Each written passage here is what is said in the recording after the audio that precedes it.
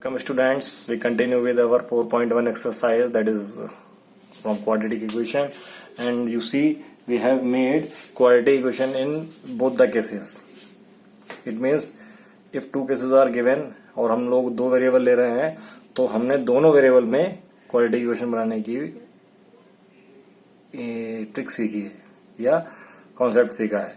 ऐसा नहीं है कि if like in second question we are given with two variables, we are given with two cases, product of smaller and big, two numbers, एक बड़ा एक छोटा, तो हमने क्वाड्रेटिक इक्वेशन दोनों में बनाई थी.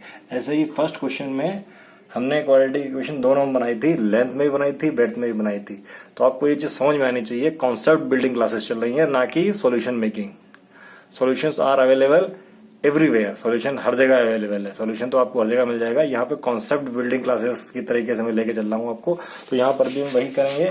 तो आज का क्वेश्चन जो हमारा है क्या है कि जो रोहन की मदर की एज क्या है, एक्स है.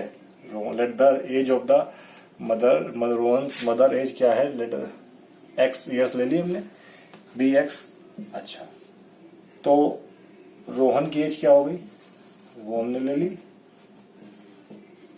वाई क्या ले ली, वाई ईयर्स. अब इसमें हमको दे रखा है अकॉर्डिंग टू क्वेश्चन, केस क्या दे रखा है अकॉर्डिंग टू क्वेश्चन, आप पूरा लिखेंगे. अकॉर्डिंग टू क्वेश्चन क्या दे रखा है कि जो रोहन की एज है या मदर की एज बड़ी है, उसमें लिखते हैं जो मदर की एज है वो रोहन से 26 ज्यादा है, ये दे रखा है ना.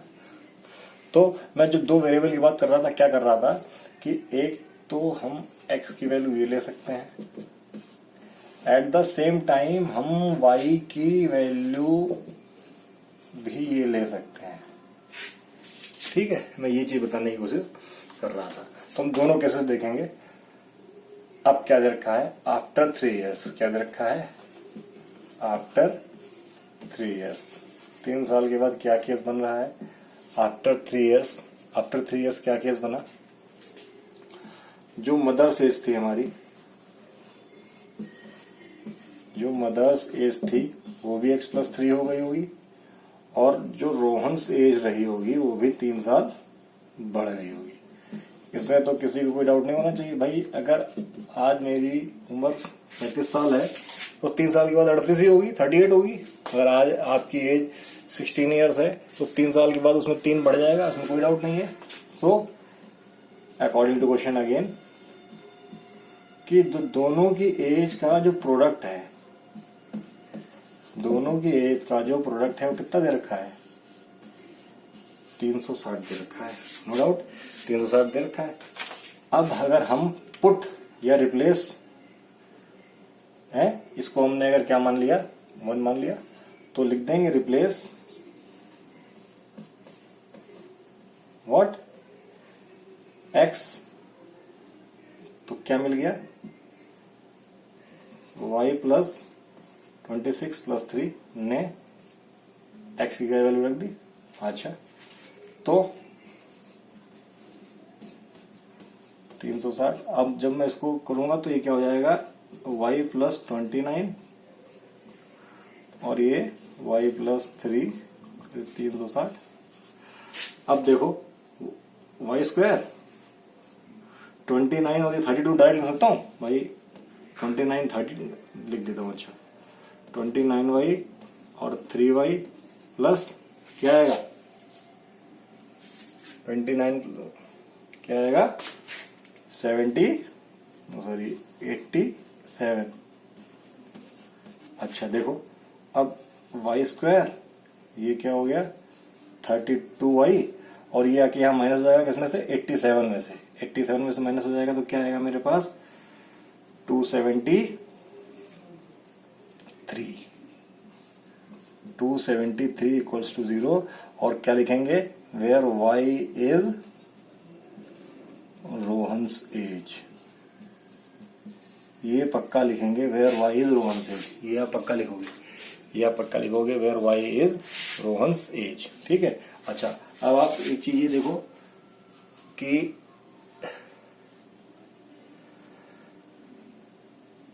यहां पे हमने रोहन्स एज के टर्म्स में वैल्यू निकाल दी है, रोहन एज के टर्म्स वैल्यू निकाल दी है।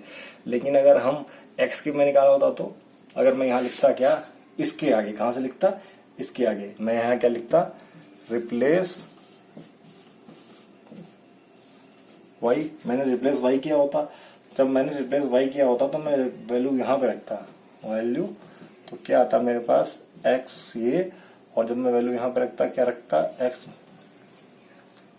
प्लस 360, ठीक है। तो क्या आंसर आता मेरे पास, देखो क्या आता।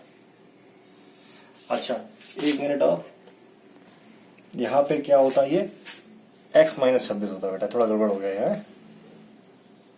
क्या आता यहाँ पे, x माइनस 26 क्या आता, हाँ तो क्या वैल्यू रखता हूं मैं, x माइनस 26 और प्लस का 3, तो क्या चीज आ जाती मेरे पास आ जाती x प्लस 3 और ये x माइनस 23 इक्वल टू 360। अब इसको मैं सॉल्व करता तो एक्स स्क्वायर मिलता मुझे, अच्छा 23 और कट जाता, क्या मिलता 20x मिलता, और 69 उसमें से उधर से आगे ऐड हो जाना, इसमें क्या मिलता मुझे 429, where x is mother's age. देखो बेटा ये क्वेश्चन मिलता मुझे, देखो आप, ये थोड़ी गलती हो गई थी, x माइनस 26 होगा, ठीक है, x माइनस 26 क्या होगा, x माइनस 26, तो ये हमें कंडीशन मिलने वाली थी, ये कंडीशन मिलने वाली थी। देखो आप कि दोनों वेरिएबल में हम लोग निकाल सकते हैं, ऐसा नहीं कि एक ही में निकालें, दोनों में निकाल सकते हैं। आप कहीं भी पढ़ रहे होंगे तो बेटा आप केवल एक वेरिएबल में क्वेश्चन निकाल रहे होंगे। यहाँ पे मैं आपको कॉन्सेप्ट बिल्डिंग क्लास सिखा रहा हूँ और इसीलिए मैं 2 वेरिएबल का इस्तेमाल कर रहा हूँ, ठीक है। कहीं आप देख रहे होंगे कि कई टीचर बताते हैं कि आप केवल एक वेरिएबल लें, हाँ दैट इज ठीक, लेकिन जब क्वेश्चन आपका एग्जाम में आएगा तब वो तो आप होंगे डिसाइड करेंगे मुझे कौन सा वेरिएबल लेना है। तो जब तक आपका कॉन्सेप्ट क्लियर नहीं होगी, ना ही वहाँ पे मैं होऊंगा और ना ही वहाँ पे कोई होगा, वहाँ पे अकेले आप होंगे, और तो वो मेथड होना चाहिए जो हमारे हार्ट से आता है। आप एफिशिएंट हो जाते हैं, आप वाई के बिना ही इसको कर सकते हैं। अगली वाली एक्सरसाइज में मैं ऐसे ही करने वाला हूँ कि मैं वहाँ वाई का इस्तेमाल जहाँ रिक्वायरमेंट नहीं होगा वहाँ नहीं करूँगा। यहाँ पर मैं आपको बिल्कुल जैसे एक बच्चा सोचता है। चलो आगे बढ़ते हैं। तो आगे ट्रेन ट्रेवल्स, एक ट्रेन का क्वेश्चन है, देखते हैं क्या है ट्रेवल क्या क्वेश्चन आपने पढ़ लिया होगा, आपकी स्क्रीन पर है। एक्सरसाइज हमारी यहाँ पे कंप्लीट हो जाएगी। क्या क्वेश्चन है हमारा, एक ट्रेन ट्रेवल कर रही है 480 किलोमीटर का डिस्टेंस विद यूनिफॉर्म स्पीड, और हमें क्या है स्पीड ही निकालनी है। तो let the speed of train, let the, हो सकता है कट गया और यहां से लिखते हैं थोड़ा नीचे से, let the speed of train क्या है x kilometre per hour, v x kilometre per hour, ये हमको स्पीड दे रखी है, ठीक है, कोई बात नहीं। स्पीड है तो क्या हुआ, स्पीड दे रखी है और बताया गया है डिस्टेंस कितना है, डिस्टेंस ट्रेवल्ड कितना है, डिस्टेंस ट्रेवल्ड, डिस्टेंस या टोटल डिस्टेंस, डिस्टेंस कुछ भी लिख सकते हो, ट्रेवल लिखने की जरूरत नहीं है। अच्छा ये चीज अब दे रखा है, if the speed had been इतना किलोमीटर लेस। अच्छा ये चीज तो ठीक है, लेकिन जब आपको स्पीड दे रखी है और डिस्टेंस दे रखा है तो टाइम क्या होगा, वी नो क्या नो, जो टाइम होता है क्या, जो टाइम होता है वो क्या होता है डिस्टेंस अपॉन स्पीड, डिस्टेंस क्या है 480, ये तो ये टाइम हो गया हमारे पास, देखो कितना ऑर्स में आ जाएगा, एग्री। अच्छा अब क्या बोल रहा है, केस 1 जो हमें केस दे रखा है, केस 1 दे रखा है क्या, if the speed had been 8 kilometre less, क्या है न्यू स्पीड, केस 1 क्या दे रखा है न्यू स्पीड, क्या दे रखा है न्यू स्पीड अगर ये स्पीड क्या हो जाए 8 किलोमीटर प्रति घंटा 8 किलोमीटर पर आवर कम हो जाए, भाई अगर स्पीड 60 थी और 8 कम हो गई तो 52 बची, स्पीड 10 थी 8 कम हो गई तो 2 बची, माइनस से ही करेंगे, नो डाउट। अच्छा, इसके बाद then it would have taken 3 hours more, तो न्यू टाइम क्या है, न्यू टाइम क्या लगेगा, न्यू टाइम टेकन क्या लगने वाला है, न्यू टाइम टेकन क्या लगने वाला है, जो ओल्डर टाइम था और जब स्पीड कम हो गई तो टाइम ज्यादा लगने वाला है, ओल्डर टाइम प्लस 3 hours। तो अगर आपने यहाँ पे t को यहीं पे t दिखा दिया होता तो यहाँ पे हमें ओल्डर टाइम नहीं लिखना पड़ता, हम क्या लिखते t प्लस 3 hour। तो ये चीज आप समझ जाओ कि क्या मतलब होता है। अब वेरिएबल t की जरूरत नहीं है, लेकिन हमने अगर यहाँ t टाइम को t दिखा दिया होता तो यहाँ पे हम लोग t प्लस 3 लिख सकते थे। अच्छा, यही तो होगा। अच्छा, ये होगा, लेकिन न्यू टाइम टेकन डिस्टेंस के टर्म में क्या होगा, अगेन वी नो डिस्टेंस क्या होगा हमारा, सेम, और टाइम क्या लगा हमारा, क्या टाइम लगा, t प्लस 3, सॉरी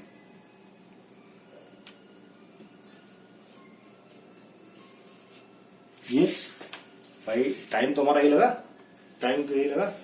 अब क्या बताया जा रहा है, अकॉर्डिंग टू क्वेश्चन देखो आप, अकॉर्डिंग टू क्वेश्चन जो हमारा पुराना टाइम था क्या, ये भी टाइम है, ये भी टाइम है, सब टाइम ही टाइम तो है ये। अच्छा, तो जो अकॉर्डिंग टू क्वेश्चन जो हमारा पुराना टाइम था और ये नया टाइम है, तो जो हमारा नया टाइम है उसमें से अगर हम अपना पुराना टाइम घटा दें जो कि कम था, ये टाइम ज्यादा है क्योंकि स्पीड कम हो गई, हमने ज्यादा टाइम में से कम टाइम घटा दिया, तो क्या आ गया 3 hours। यही तो है ये, मतलब ये आपको लिखने की जरूरत भी नहीं थी, लेकिन मैंने आपको समझने के लिए लिखवा दिया क्या मतलब क्या है। मतलब तो यही है कि अगर ओल्डर टाइम ये है और अभी आपका ये न्यू टाइम है, यहाँ पे कैपिटल टाइम न्यू है, तो अगर मैं इसको यहाँ पे न्यू टाइम में से ओल्डर टाइम माइनस कर दूं तो 3 और आ जाएगा। ये आपसे लिखो और चाहे इसको आप ऐसे ही कर दो। ये टाइम न्यू था, न्यू टाइम किसके बराबर है, t प्लस 3। तो आप लिख सकते हो यहाँ पे ये चीज क्या लिख सकते हो, new time according to question, new time minus time older is equal to 3 hours लिख सकते हो ये। और आप इस t को t ओल्डर दिखा दो तब भी चलेगा, t ओल्डर ना दिखाओ तब भी चलेगा, ठीक है। हाँ, अब हमारे पास इक्वेशन तो ये बनी, मतलब कहने का मतलब मैं आपको दिखाना चाहता हूं आप किसी तरीके से सोचें इक्वेशन आपकी यही बनेगी। मतलब अगर आप ये ना भी सोचें तब भी वही चलेगा। हमारा कॉन्सेप्ट ये होना चाहिए दोनों टाइम निकाल के घटाना है। आपने यहाँ कुछ भी नहीं लिखा, अकॉर्डिंग टू क्वेश्चन लिख के ये लिख दोगे तब भी चलेगा। अच्छा, अब क्या करेंगे, अगर मैं इस इक्वेशन को सबसे पहले 3 से अगर डिवाइड कर देता हूं तो ये कितना आएगा, देखो 3 से मैंने डिवाइड कर दिया, इवन हो गया। अच्छा, अब क्या कर सकता हूं मैं, अगर मैं एलसीएम लेके जोड़ता हूं तो ये हो जाएगा 160x, ये कितना हो जाएगा 160x माइनस 8, और ये इक्वेशन बन जाएगी हमारी, देखो ये बनेगी। अब 160x तो ये घट जाएगा, 160 कट जाएगा, इधर क्या बचेगा, इधर बचेगा हमारे पास, अगर हम लोग इसको माइनस करते हैं तो कितना बचने वाला है 100 प्लस के साथ, भाई प्लस का साइन हो जाएगा ना।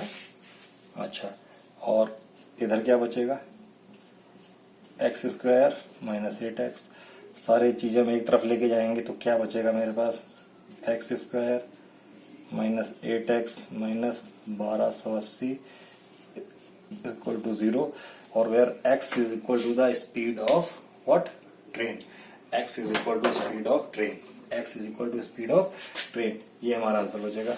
अच्छा, तो अगेन मैं बोल रहा हूँ ये हमारी कॉन्सेप्ट बिल्डिंग क्लास है, ना कि सॉल्यूशन क्लास, तो इसीलिए मैं उसको उसी तरीके से दिखा रहा हूँ कि बड़े प्यार से धीरे धीरे चलते हुए हम लोग, अगर you can learn these questions, you can do these questions by fast forward mode, fast तरीके से आप देख सकते हो, स्पीड बढ़ा बढ़ा के। तो कहने का मतलब भाई टी अगर आप नहीं भी लिखते तब भी चलता, लेकिन मैंने आपको अंडरस्टैंडिंग डेवलप करने के लिए बता दिया, अगर आप नहीं भी लिखते तब भी चलता, क्योंकि अब तक आपको समझ में आ गया होगा। तो ये समझना था कि पहले इस तरह के क्वेश्चन में जो पहले वाला टाइम बाद वाला टाइम घटाएंगे, ठीक, हाँ ये यहाँ पे आप लिख सकते हो, वहां नहीं लिखा तब भी कोई दिक्कत नहीं थी, ठीक है, ये स्पीड हो गई, और ये लिखने की भी कोई जरूरत नहीं है आपको, ये लिखने की कोई जरूरत नहीं है। आई होप आपको ये कॉन्सेप्ट समझ में आया होगा, और ऐसे ही हम लोग आगे क्लास लाते रहेंगे, आप लोग ऐसे ही चैनल को तो सब्सक्राइब करते रहो, और ऐसे ही हमारा कोर्स भी खत्म हो जाएगा जल्दी। I hope you have enjoyed the video. So see you in the next video. Till then, bye bye.